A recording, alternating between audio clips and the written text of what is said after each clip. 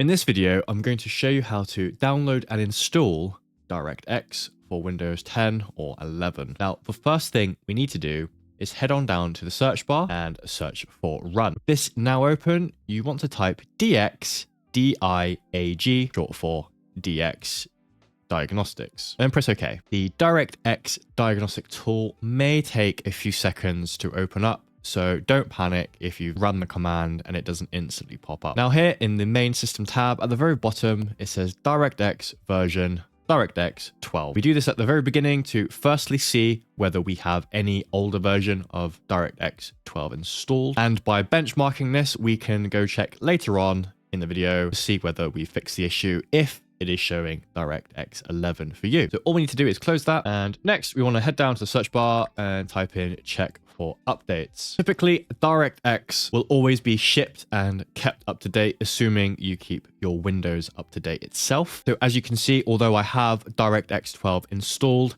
I have had an issue with updating the latest few updates, which is why it isn't working correctly for me. So all I can do here is click retry, or for you, it might simply just say install or download the latest update. All you need to do is do that, then restart your PC. However, if you've done all that and it still hasn't fixed the issue or installed it correctly, we can move on to the next step. Open up a web browser and search for DirectX Web Installer. And then the link you want is DirectX End User Runtime Web Installer, which for me is at the very top. All we need to do here is click the big blue download button. And then for me in the top right, I can just open the X. Now, all we need to do is ensure we have accepted the agreement.